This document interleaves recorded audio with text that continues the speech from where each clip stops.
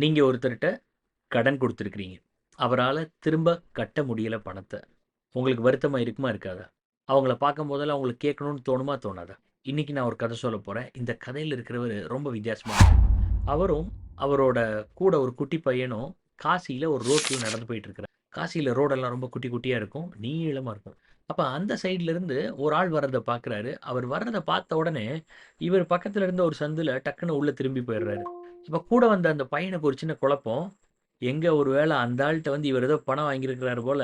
அந்த ஆள பார்த்த உடனே, ஐயோ! இப்ப நம்ம எதிர்த்தாப்புல போய் நின்னோம்னா, அவர் பணம் கேட்டுருவாரேன்னு பயந்து இப்படி உள்ள திரும்புறாரு போல அப்படின்னு நெனச்சா, அந்த பையன் கேட்டான் வாய தொறந்து. "என்ன சார் அவர்கிட்ட ஏதாவது பணம் வாங்கியிருந்தீங்களா? அதனால தான் அவர பார்த்தோனே டக்குன்னு திரும்புறீங்களா? நீங்க பணக்காரராச்சே, நீங்க ஏன் அவர்ட்ட பணம் வாங்குனீங்க?" அப்படிங்கிற மாரி அந்த பையன் கேட்குறான். அதுக்கு அவர் சிரிச்சுட்டே சொன்னாராம், "நான் அவர்ட்ட பணம் ஒண்ணும் வாங்கல. ஆனா நான் அவருக்கு பணம் குடுத்துருக்கிறேன்" அப்படின்னாராம். இந்த பையனுக்கு ஒண்ணுமே புரியல. "நீங்க பணத்த குடுத்துட்டு நீங்க ஏன் இப்படி பயந்து ஓடுறீங்க?" அப்படின்னு. அதுக்கு அவர் சொன்னாராம், "இல்ல நான் அவர்ட்ட பணம் குடுத்தேன். அவருக்கு கஷ்டம் இருக்குன்னு. இன்னும் அவர் கஷ்டத்துலருந்து வெளிய வரல. இன்னும் அவர் கஷ்டத்துல தான் இருக்கிறாரு. எங்க இப்ப நான் முன்னாடி போய் என்னைய பார்த்து, இல்ல பார்க்க வர்ற தூரத்துல, ஐயோ! இவர்ட்ட நான் பணம் குடுக்கணுமே! இப்ப இவர் வந்து கேட்டா என்ன பண்றது? அப்படின்னு அவரு உள்ளுக்குள்ள பதறுவார்ல.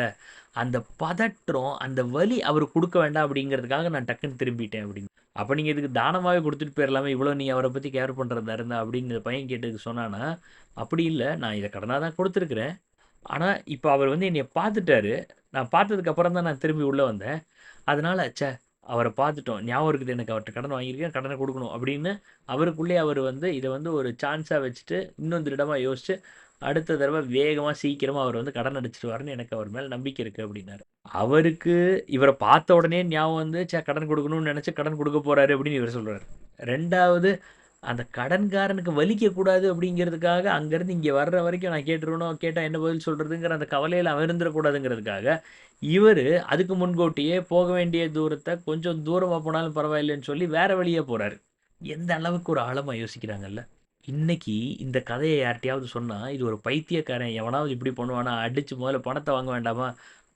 பணத்த குடுக்க முடியாதவன் எதுக்கு கடன் வாங்குறான்? இப்படியெல்லாம் தான் நம்ம மனசு யோசிக்கும். எப்ப நம்ம ஒரு சின்ன வட்டத்திலருந்து இந்த உலகத்த பார்க்குறோமோ, அப்ப இந்த குட்டி உலகத்துல இருக்கிறது மட்டும் தான் நெஜம்.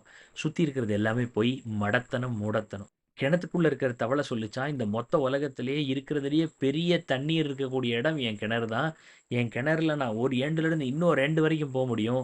இத தவிர இந்த உலகத்துல வேற பெரிய தண்ணி இருக்கிற இடமே இல்ல அப்டின்னுச்சாம். யாருக்கெல்லாம் இந்த பையன், இந்த கடன்காரனோட இந்த கதைய கேட்டு பைத்தியக்காரன்னு தோணுச்சோ, 100% நீங்க உங்க வாழ்க்கையில ஒரு கிணத்து தவளை. ஏன்னா, அந்த மனுஷன் அவ்வளவு பெரிய மனசோட இருக்கிறான். அந்த மனுஷனுக்கு இன்னொருத்தனோட வலிய தான் வலியா பார்க்க தெரியுது. எம்பதின்னு சொல்லக்கூடிய ஒரு உயர்ந்த குணம் இருக்கு.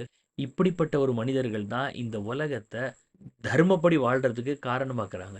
இந்த மாதிரி மனிதர்கள் கூட நம்ம சேர்ந்தா தான், நம்மளோட எண்ண ஓட்டம் எவ்வளவு பெருசா இருக்க முடியும், எவ்வளவு விஷாலமாக முடியும் அப்படிங்கிறது நமக்கு தெரியும். அப்ப இந்த மாதிரி கதைகள அப்ரிஷியேட் பண்றதுக்கே ரொம்ப மெச்சூரிட்டி தேவ. ரொம்ப ஆழமான ஒரு மனிதாபிமானம் தேவ. அப்ப இந்த மாதிரி வாழ்றதுக்கு, இந்த மாதிரி ஆகுறதுக்கு எவ்வளவு ஹார்ட் ஒர்க் பண்ணணும், எவ்வளவு வளரணும் நம்ம உள்ளுக்கு. நான் சொல்றது சரிதானே? இந்த கதைய உங்க ஃப்ரெண்ட்ஸுக்கு சொல்லுங்க. நீங்க இந்த சிச்சுவேஷன்ல இருந்தா, இந்த மாரி உங்களால பண்ண முடியுமா? அப்படின்னு கமெண்ட் பண்ணுங்க. இதுக்கு முன்னாடி இந்த மாதிரி ஒரு வாய்ப்புல நீங்க எப்படி ரியாக்ட் பண்ணீங்க? அப்படின்னு கூட கமெண்ட் பண்ணுங்க. வணக்கம்.